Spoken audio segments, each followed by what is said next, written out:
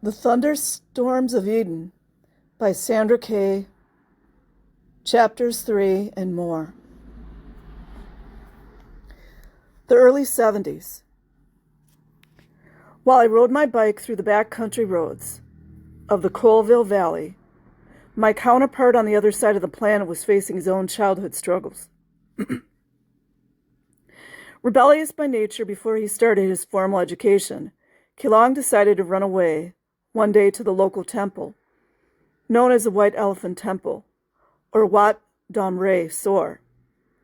When his parents eventually found him, he was given a thorough beating, though by that time, the headmaster of the temple had taken quite an interest in him.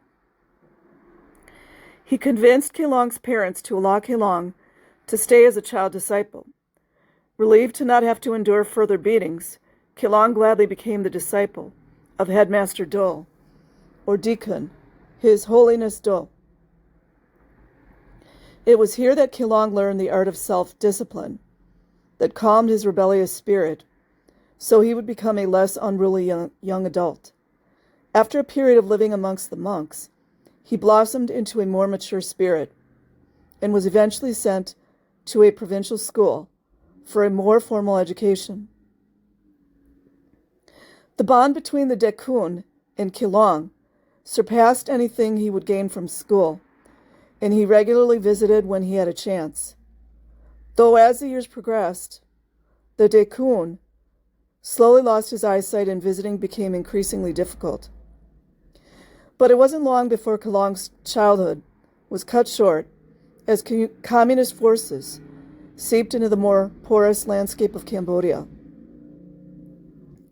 With Battambang becoming one of the front lines in the battle against the Khmer Rouge, the U.S. was not able to stave off an invasion. And the argument continues today as to whether the carpet bomb bombing of communist forces actually hurt Cambodia by inciting more support for the Khmer Rouge from the affected villages. Or maybe it didn't, but whatever the argument, it certainly didn't make any difference to those affected by the aftermath. And for years, no one in the international community bothered to step in to stop the madness. In April 1975, Pol Pot, with his radical Mao-inspired philosophy of a gregarian society, swarmed Battambang and Phnom Penh with his army of compatriots, mostly riled up peasants from the working-class farms with guns and machetes. Pol Pot, who was the spokesperson for these lower-class peasants, was by contrast rather well-educated. He came from a prosperous farming family and had won a scholarship to study technology in France. It was there that he became heavily involved in Marxist philosophy and formed the Paris student group that eventually became the foundation for the Khmer Rouge. But his scholarship was eventually revoked due to poor grades, and he was sent back to Cambodia. He made a living teaching geography and history and became a member of the Viet Cong and Cambodian revolutionary parties. During this time, he started to formulate ambitious plans to overthrow the king of Cambodia, Sihanouk. Unfortunately, the famous Ho Chi Minh Trail ran through part of Cambodia, and this route became the target of American interest in stopping communism within the region. Pol Pot hatched a plan to convince China and North Vietnam to help him overthrow the Cambodian government. With control of the Ho Chi Minh Trail as part of the deal, it was his trip to China that inspired him to replicate the communist utopia of a agrarian society, or what was also called the Peasant Revolution.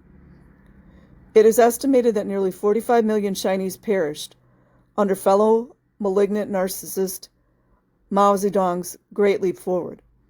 A smaller percentage awaited a similar fate as Pol Pot declared Year Zero for Cambodia on that fateful day in April 1975,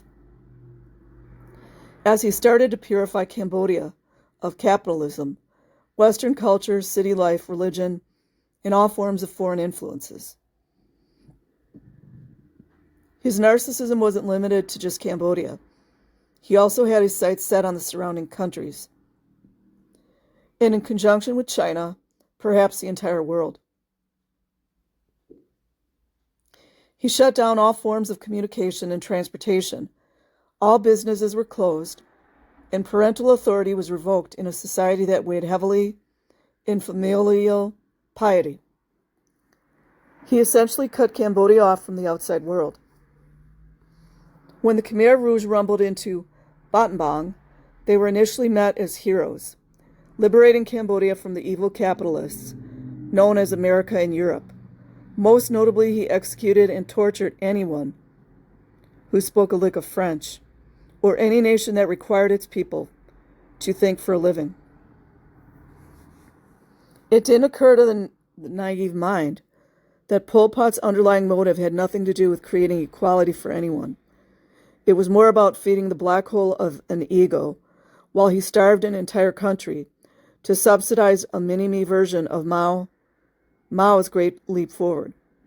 Tragically, there sat a young Keelong amidst all the fervor, excited at the prospect of this new order, watching as the Khmer Rouge soldiers, in their dusty black uniforms and AK-47s, took to the streets of Battambang.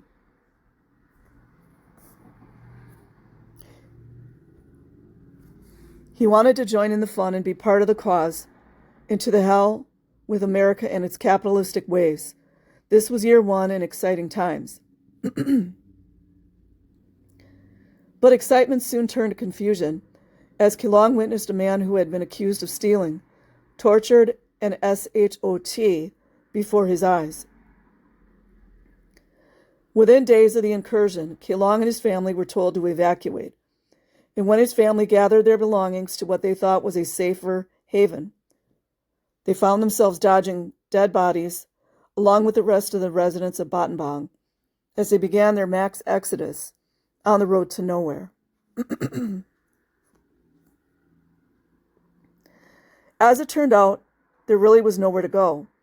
They were eventually herded to one of the central villages, where they started their unwitting slide into the dumbstruck new world of peasant rule, child soldiers, and an agrarian nightmare. Keelong's mother, father, sisters, and a few of the extended family were eventually assigned to a camp where they were to create massive rice fields, along with the rest of the unfortunates. Isn't it always the same story? Every single time. Get these vulnerable people and work them. There they built makeshift shelters and were rationed small amounts of food. Rationing is a man-made concept, by the way. The daily communal meetings commenced before bedtime and were designed to completely eviscerate them as individuals. Of course, the indoctrinations were administered by peasants with their black uniforms. What's the deal with the black uniforms, you guys? Isn't that the NAZI and the RPFers wear the black uniforms? What's going on? Inquiring MF minds want to know.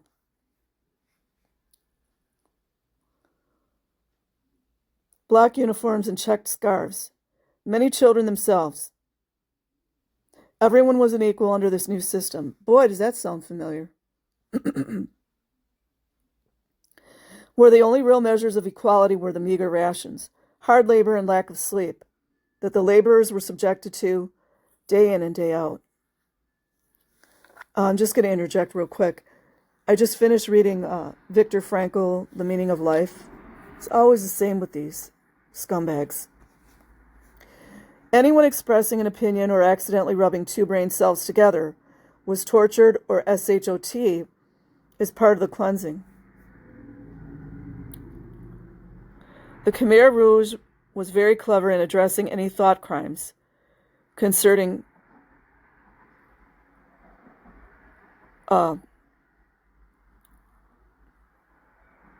bluicide.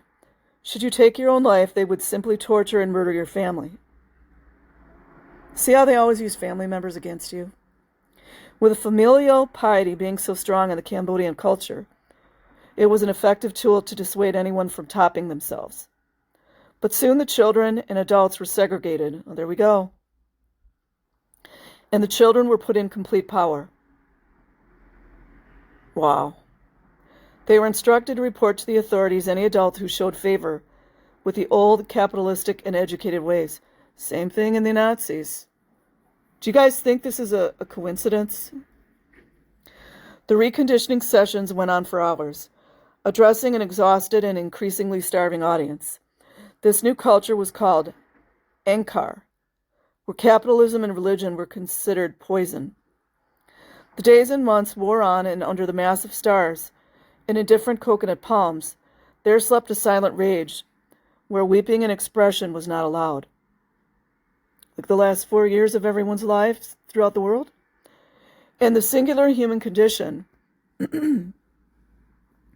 exerted itself beyond unimaginable borders.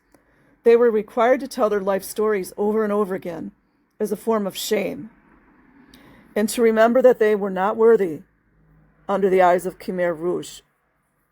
Right action became self-sacrifice without thought or complaint for the revolution and a higher cause. See, they always use the same formulas. The Khmer Rouge demonstrated unequivocally the primal need to be part of something bigger. The impetus to survive as a group is always safety in numbers, with inclusion being the narcotic of mankind and exclusion the genocide of individuality. You guys always see it's the same formula. Early introduction.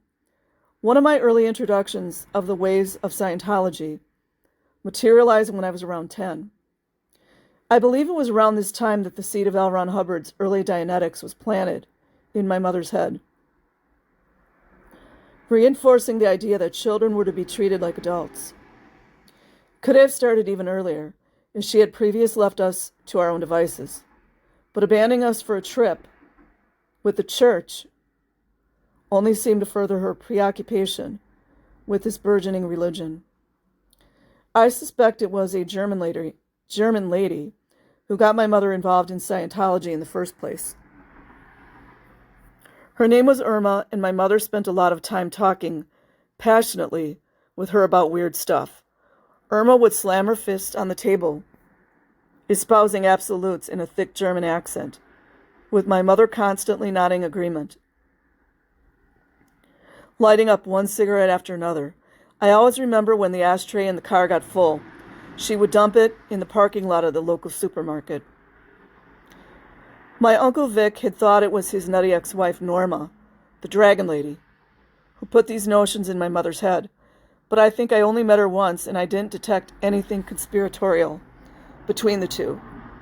Norma was mostly secluded in a house down the street. My mother left us to venture to Los Angeles and to Spain on one of her first pilgrimages with the church. I can't even begin to think how much this entire excursion cost her, or my father, who was on a teacher's salary and paying a child support for 4 kids. We were left in the care of a babysitter, someone a few years older than us qualified, I guess. When my mother packed her bags for Spain, there wasn't much of an explanation, because she probably didn't want my father to know. We were left at the mercy of my oldest sister, who was still a teenager, and a babysitter whom I really didn't know that well.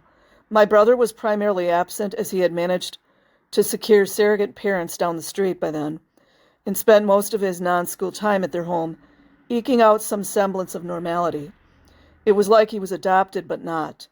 They were genuinely nice people and even owned a log cabin they would take him to. The rest of us were never invited. I suspect he was a child they never had. And of course my mother didn't mind. It was free babysitting. My mother's sister never visited our house. And short of us visiting the riverfront cabin, maybe once every summer, she kept a fairly respectable distance. So she wasn't an option to look after us when my mother left for her trip. Man, this is crazy to me. We were abandoned in the dead of winter, and a storm came through that shut down the electricity. That evening, we decided to break out the candles and proceeded to tell ghost stories. At some point, I got bored and decided to go upstairs, candle in hand, to look for a sweater in the closet. I shared a room with my next oldest sister. In the closet was more of a mound of discarded clothing than an actual closet. In my attempt to search for a sweater, the flame from the candle ignited the clothing. The entire closet quickly exploded in flames. "Kill it! Kill it!" That is what I apparently screamed, but couldn't remember in my extreme panic. No one really came to my aid that I remember. No one wielded buckets of water, since I don't recall that we owned any. I don't think anyone really did anything but call the fire department. Not even spit. The fire department did eventually come and put out the fire, but not before it gutted the entire upstairs front bedroom and melted my model horse collection. They weren't entirely melted, mostly their little heads were caved in and their legs buckled. We were shuffled to the neighbor's house, a nice older woman who somehow tolerated living next door to us. She did have a fence in her property, so that probably helped. My brother proceeded to berate me for being stupid, and my older sister wound up berating him for picking on me. We were eventually dispersed to whatever friends would take us in, and I went to school as normal, though I don't recall what I was wearing. Not that anyone paid much attention to that sort of thing, at the time anyway. My oldest sister, who is over 15 years my senior, I'm not quite sure why she wasn't looking after us, did intervene at some point and took us clothes shopping since everything we owned had been destroyed. We went to the nice department store, and they were probably the best clothes I ever owned as a child. Evidently, my mother was informed of what had happened, but she decided to stay in Spain or Los Angeles. The stories differ depending on who you talk to. For the time being, I'm not sure what the people boarding me thought about that, but as it turned out, my father soon came to rescue my sister, brother, and me and took us to Seattle. I remember the nice, clean station wagon my father drove as we went over the snowy pass to Seattle, and the smell of freshly washed pillows and blankets at his house. It was like a slice of heaven. I spent nearly a year in a normal setting being bathed and clothed by my stepmother. My sister no longer wanted me to sleep in the same room with her. As a result, I wound up sleeping in my father and stepmother's room. They managed to shove my cot behind the dresser. I went to school, and there were always cookies for me when I got home. I had new clothes, watched TV, and we ate as a family. I also had an adopted stepbrother to play with, and as he was older and bigger, I soon discovered he made a pretty good horse. I developed friendships and went on camping trips. I acquired a nice pair of roller skates that I spent endless hours trying to master. My dad's home was clean and smelled good, and my stepmother took a liking to me since I was young and cute at the time. I was a normal kid for a while. My mother eventually returned. Sometime after school let out for the year, we were shuffled back to Colville and lined up as though we were about to be popped off by a firing squad. I was told confidently that when asked which parent I wished to stay with, I was required to answer my mother. There was to be no argument. I did not realize at the time that this was not a requirement and that I actually did have a choice. So my mother managed to keep the two youngest girls, while my brother, obviously the smartest among us, stayed with my dad.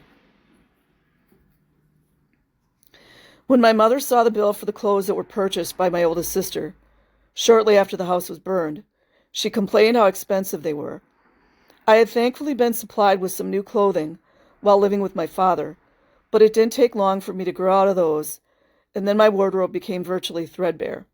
There was a time when I actually wore shorts in the middle of winter, since there either weren't other clothing options available to me, or no one had bothered to let me know where the clothes were. I do remember being embarrassed by this, watching the snowflakes land on my bare legs. Yes, I was cold, but children always seem to have a higher tolerance for extremes. I was worried more about the embarrassment than the weather.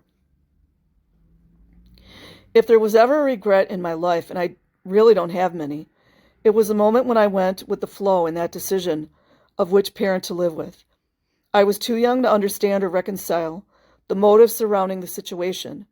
Though my father later confessed that I got the ass end of the family politics, he cut me out of his will since I had made the fatal decision to stay with my mother back when I was around 10 years old. Wow.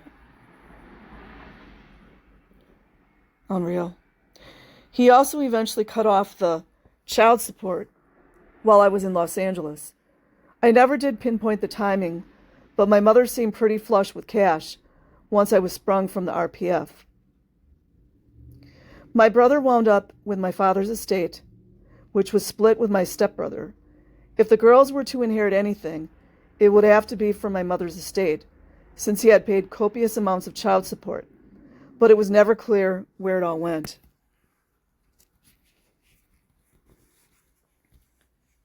My brother wound up with my father's... Back in Colville, it didn't take long for us to get back into the same routine. My mother would come home from work at the bank, go into her room, smoke cigarettes, and read.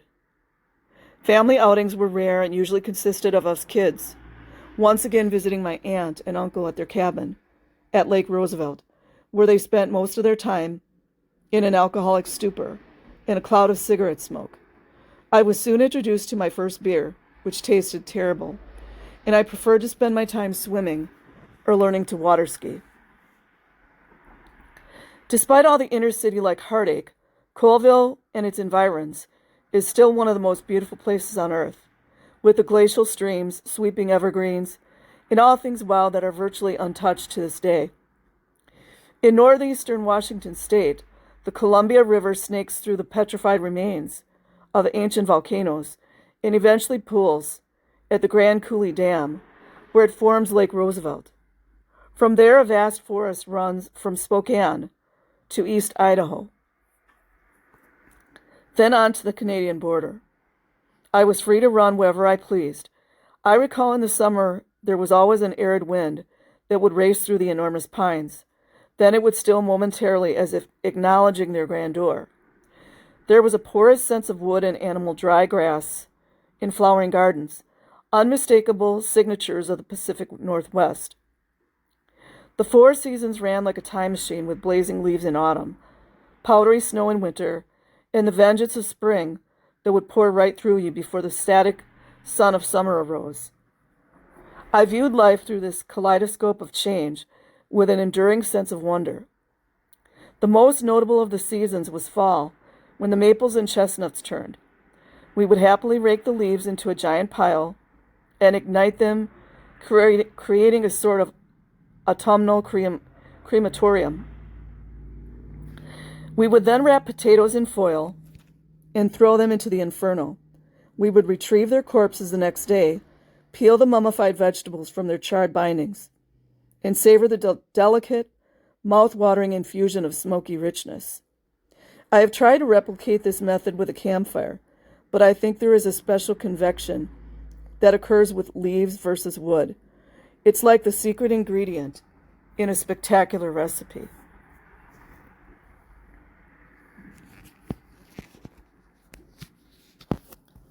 By November, the snows would threaten many times before Thanksgiving, the one time of the year when we would actually have a family gathering. My mother would break out the tarnished silver, and my grandfather made his occasional visit. He had a bad habit of pinching our knees until they hurt, and he equally loved to toss us around. He was a robust man, but as I would soon discover, not well liked by my aunt, though I was never told why. I did tend to wonder what went on during my mother's childhood, and what sort of abuses she may have endured. It seemed strange that she really didn't care much for children, never showed any normal affection, as though she resided in a place outside the maternal order of things. Yet she insisted on keeping us close. Then Christmas would come, and it was usually white and beautiful, and the fairies always seemed to be in play. The first flake that we welcomed from the sky always excited us, and it wouldn't take long before we were consumed by delicately wandering micro-angels as they fell to earth. Not to be outdone, we would start making our own snow angels, flopping like hapless birds in the newly fallen snow until our artwork emerged. One of my favorite places was under an old city lamp at the end of our block. During snowy evenings, I would venture out and study the geometry of those drifting angels while I stood inside their heaven, I was like a fairy because I never got cold. I would twirl until the angels landed on my tongue and dissipated into my soul. My father did come to visit a few times during the winter, which could be difficult because he had to get through the mountain passes. And the Cascades can be very unforgiving in the winter. We had sleds and we would venture to Kegel's Hill. If memory serves, that was the name, which was blocked off in the winter for the children to go sledding. I had a small wooden sled, but was very poor at navigating it. My father took some of the few existing ancient black and white photos of us during these sledding expeditions, and there is one where I am coming straight at him. But since I couldn't stop, I apparently knocked him off his feet into a nearby drift, but he got the shot, and I still have an enduring memory. Though I have no close relationship with any of my sisters now.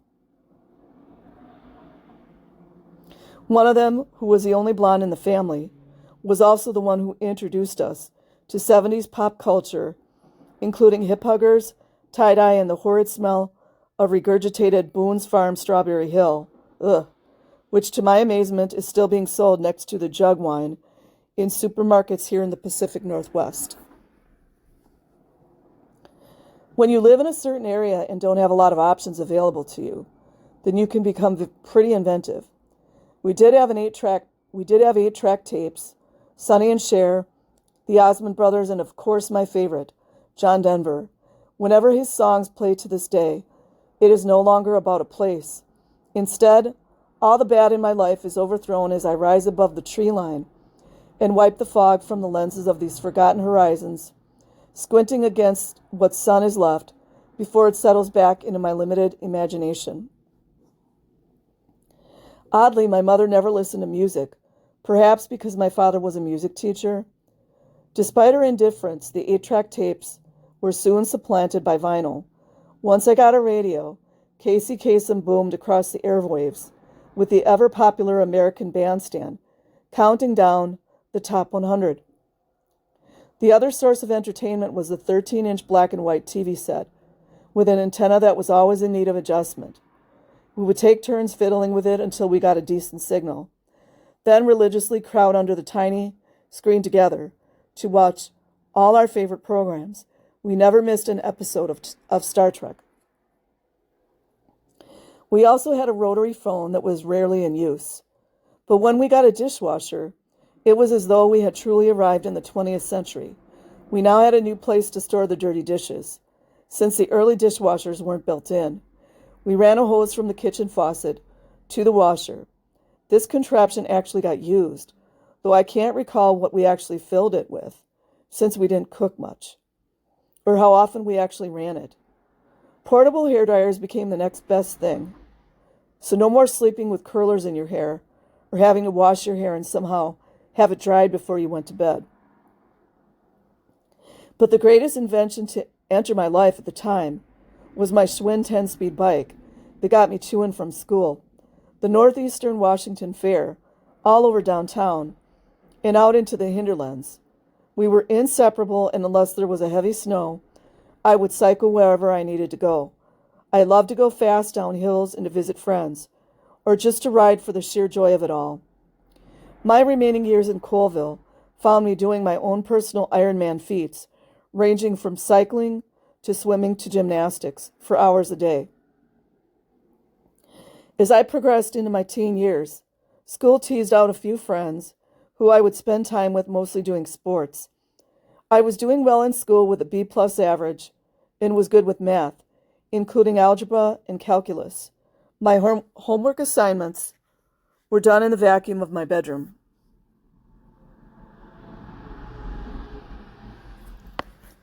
I was a free spirit in a world that, even when it did judge me, couldn't catch me. Amidst all of this, my mother's involvement with the church heated up, and I was hauled to Seattle on occasion, where she would leave me in the musty homes of complete strangers who really had nothing to say to me. Most of the time I was left in total isolation with no explanation as to where she was going or what she was doing. She would rebuff any mention of visiting my father with some excuse that he was out camping or too busy. In Scientology, where children were to be treated like adults, My mother had no issues about leaving me for hours somewhere. At that time, I never knew what to believe about my father. He was simply absent, but warm and affectionate on those rare occasions he did visit. Unbeknownst to me at the time, which would have been circa 1973, the Church of Scientology was launching a full-scale mission to infiltrate government offices, including Interpol, to protect its reputation. This involved illegal breaking and entering, the theft of government documents, and impersonating government officials. This initiative was eventually called Operation Snow White. The resulting chaos was L. Ron Hubbard's paranoid delusions, manifested on an epic scale, with a small-town girl caught in the crossfire. My mother was also probably under pressure to handle my father, since the child support was a major part of her income. The voracious Scientology registrars would have pounded her constantly for more money.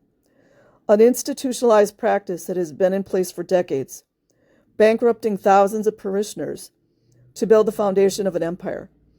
If she didn't handle my father, he probably would have been declared a suppressive person somewhere during the timeline by the church, which meant he was subject to the laws of fair game. And surely my mother was advised to keep him at arm's length, if not to disconnect altogether. The only catch was that he held the purse strings, so she couldn't stray too far. Being fair game meant it was open season on you, by whatever means necessary, which happened to just about every ex-Scientologist who has spoken up about insidious church practices. This fair game practice has never been changed. It was based off source material known as Hubbard Communication Office Bulletin, or HCOPL, however you wish to interpret it, dated 23 December 1965, called Suppressive Acts, Suppression of Scientology, and Scientologists, the Fair Game Law. The church continues to deny its existence and keeps producing evidence of its cancellation, but that's not how it happened once I arrived in LA. Especially where Paulette Cooper was concerned. Paulette had written a book called The Scandal of Scientology, the result of which nearly cost her life, as portrayed in Tony Ortega's book, The Unbreakable Miss Lovely. On the rare occasion that I did manage to meet one of my mother's colleagues, it was because she decided to take all of us kids to Seattle. He was a fellow Scientologist named John, with 2 boys. I don't know if she was dating him, but we stayed at his apartment next to a candy factory and wandered around the parks on Queen Anne Hill while they were busy doing what they did. And of course, there was no mention of my father. I think I probably visited Seattle every summer from the time I was 10 to 13 or 14 and was right under my father's nose. In early 1974, my mother started to plant the seeds of moving. She began talking about this great place in Oregon called the Delphian Foundation. At the time, I didn't get the association with Scientology, but it was a Scientology-run private school that had no accreditation. Scientology celebrities have been known for sending their children there for indoctrination. They still do. Then she switched strategies and decided on Los Angeles, even though Oregon would have been a more acceptable alternative to Southern California as far as my father was concerned. I suspect it was John who planted the seed, as we met him and his offspring once again in Los Angeles, as if it were some happy family reunion. As fate would have it, in November of 1974, when I was 14 years old, my mother decided it was time to move on to bigger things. So she sold everything we owned, including my bike and the piano my father had given us, which had fallen into disrepair. She insisted that we abandon my cat. That's so cruel. Which I later found out was euthanized. Oh my God. Instead of finding a new home for it. That is disgusting. That's disgusting. And what kind of vet would do that?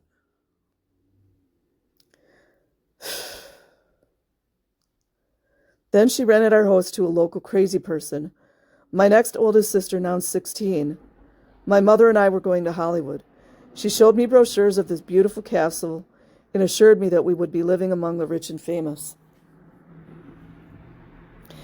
It certainly was an easy sell, and that was the last time I saw the leaves turn to gold in my hidden paradise.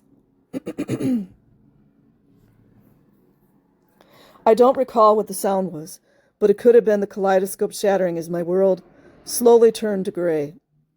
15 years later, I discovered she was in violation of court orders to never leave the state. After we arrived at the Manor Hotel, in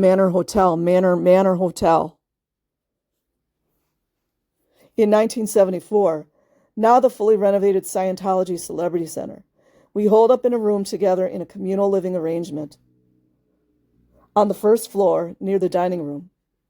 While the brochures had made it look like something glamorous, in actuality, it seemed pretty run down. The LA smog was constant, and even the palm trees looked anemic. I would go to class, referred to as course, by the church, every night at the Osho Foundation, the American St. Hill organization, a spin-off name from the founding church of East Grinstead, England, with my sister and mother. These were courses to teach us how to be happy, productive spirits, or thetans. Hubbard had a real affinity for using Greek references in symbolism. My course supervisor insisted I go out on the street at night and sell Dianetics, books. It is part of my basic Scientology training. It was a seedy part of town, and she would get really frustrated with me when I came back with all the books and whined about my circumstances.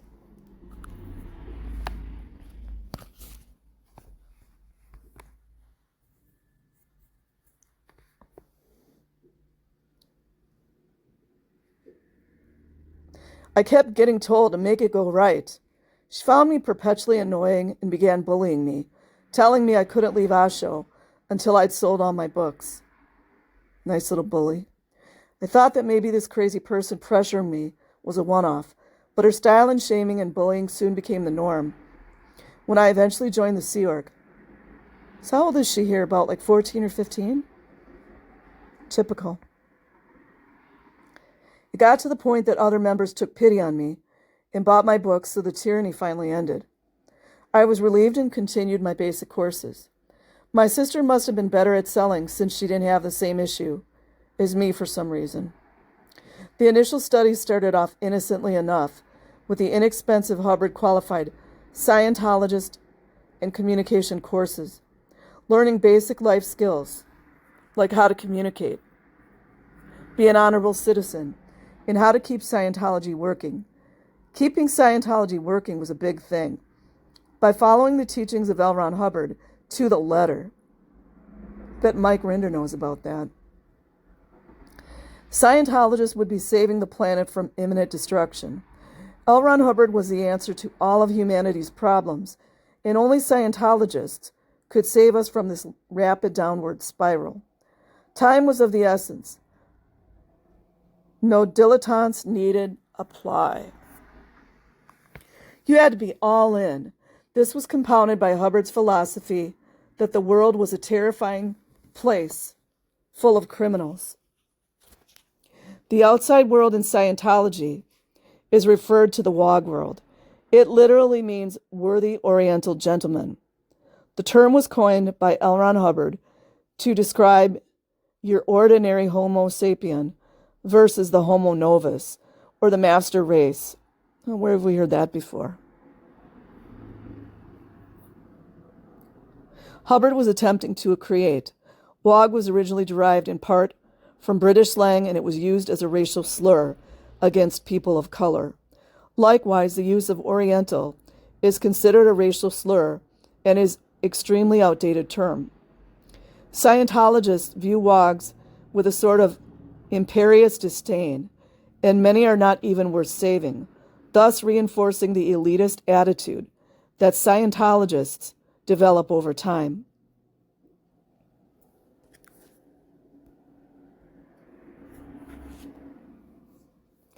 The seeds of insurgency against the failings of modern society were being planted from the very beginning. Soon the training drills, deemed training routines, or TRs, started, and I had to sit and stare at my sister across the table until the trance I eventually fell into resulted in an end phenomenon, a sort of out-of-body experience. This meant that I was fully in the present and nothing would bother me. I never really experienced this end phenomenon, but I let on that I did just to get it over with. The point was to remain unflinching and in present time. When you eventually started counseling, auditing, other Scientologists, whatever they might confess, shouldn't result in a reaction from the counselor, auditor. The person you audit is referred to as a pre-clear, as they are not yet cleared of their mental aberrations. Once you are declared clear, then you are supposedly free from all the painful memories and emotional traumas that are blocking your progress in life. Then you are ready to move to the next level of the bridge, where you will eventually have total cause over life, meaning you can accomplish anything. These next levels are referred to as the operating Thetan. Thetan refers to your spirit. Levels are loosely termed the OT levels. At these levels, you become a knowing and willing cause of life, matter, energy, space, and time, MEST. This is marketed as the bridge to total freedom. You will eventually become a super being and save the planet. This is marketed, since no other religions could produce such a result, and since Hubbard was the source, practitioners eventually forfeited whatever faith they had previously practiced. Since whatever this was would not only prove inadequate, but Scientology also did not allow one to mix practices.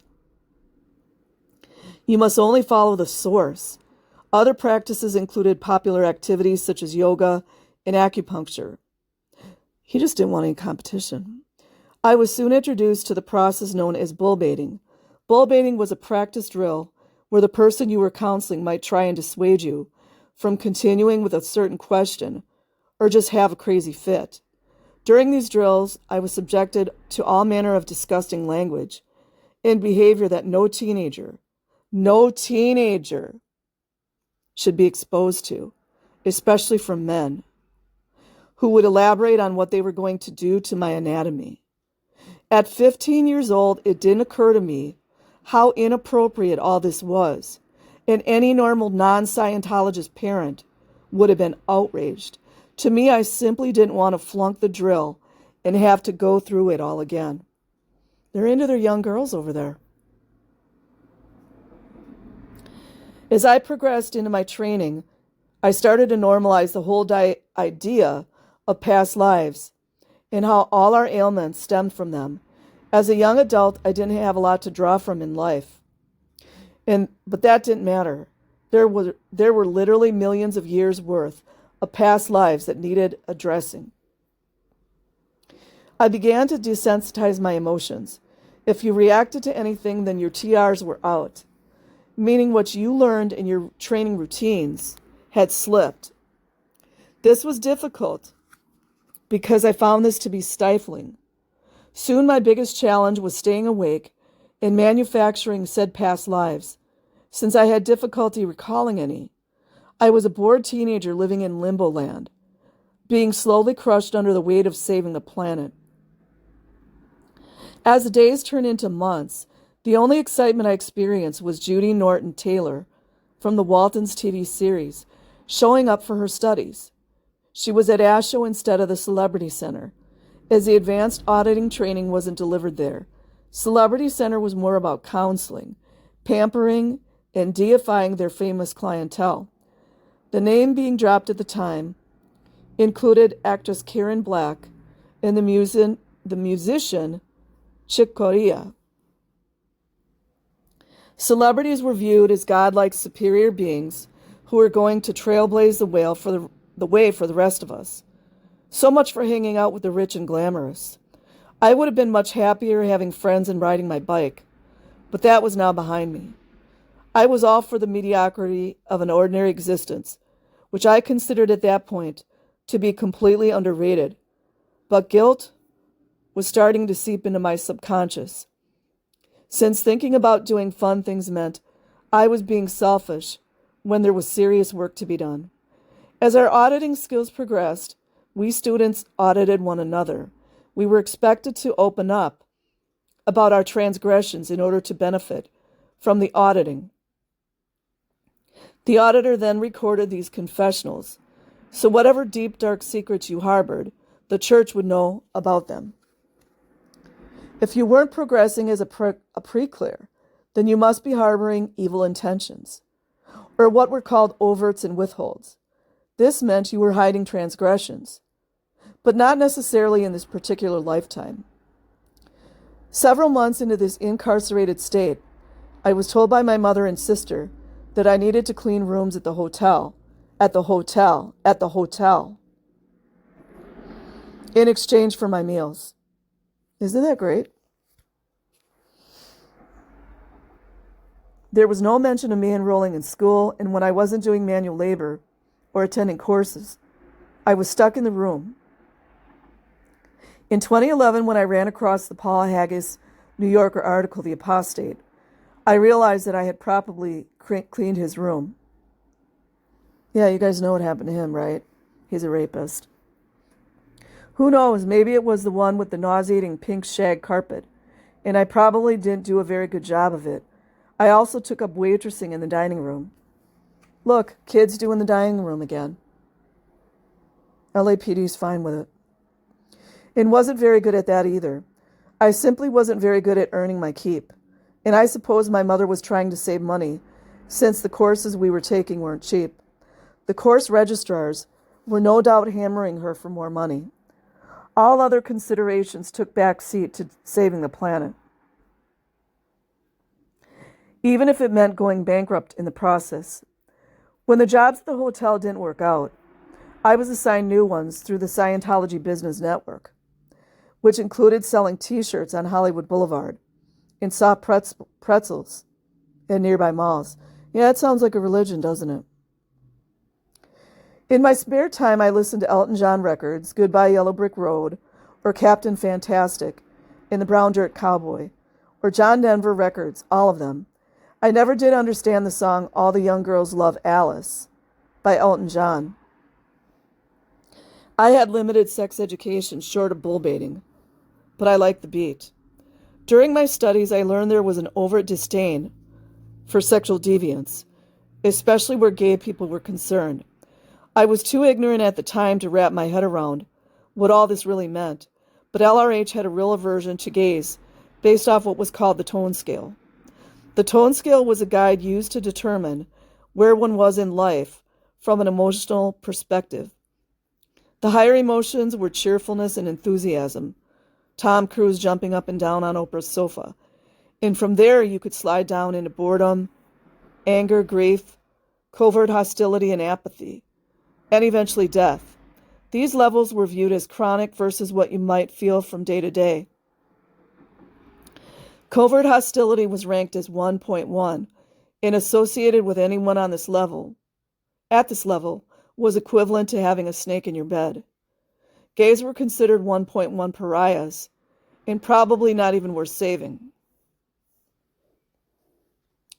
The other concept was constantly being reinforced was that anyone who wasn't a Scientologist was pretty much an ignorant loser. So divide and conquer. Many may not even be worth saving if they were too low on the tone scale. Some have compared the Scientology mindset to the movie The Matrix. The idea that society is actually rigged and we're all living in a simulated reality, that we're slaves who are part of an elaborate illusion.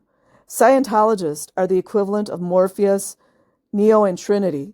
Anyone who would sell out to the Matrix for the promise of some pleasure is a traitor. Neo, like LRH, would save us from this elaborate lie. From a non-Scientologist point of view, the Matrix concept should probably be reversed, since the church is actually a simulated reality, and we should do what we can to get people away from it. During that same year, my mother suddenly sent me to what was called Apple School. Apple School. Not far from the Manor Hotel. Manor Hotel. It was a Scientology-run organization that provided more of the same. No math or grammar or normal things kids studied. I think she did this to prove to my father that I was actually going to school, because it quickly ended. I was told the money had run out. My sister was working at the hotel, and didn't seem too concerned with continuing any sort of education outside the ASHO course room. Though I had experienced some pieces of the 70s pop culture, I didn't realize I was actually part of New Age movements that included the Moonies, EST, Erhard Seminars training, and eventually cult leader Jim Jones and his subsequent and legendary Jonestown Massacre, which the church vehemently denied had anything to do with Scientology. It didn't, except for the mindless following of leaders who do unthinkable things to their followers. Nevertheless, the church did a comprehensive PR campaign to fully convince its followers that they were nothing like those other movements. EST's founder, Werner Erhard, on the other hand, became persona non grata amongst Scientology brethren, and the practice was eventually put out of its misery in 1983 through a hefty application of the fair game doctrine. Erhard was supposedly hijacking Scientology technology along with parishioners. Not to be outdone, Hubbard saw to it that Erhard's operation was obliterated. The 70s were intersecting times, in part because alternate practices were all the rage, and rebellious souls found kindred spirits under the auspices of Scientology technology. This is where that great Grand Canyon of a cliche of drinking the Kool-Aid began. Scientology should have gone the way of the other cults and doctrines of the day as just another New Age fad, but due to its guerrilla tactics to silence its critics and fleece money from its followers under the guise of donations, it continued to flourish well into the 90s.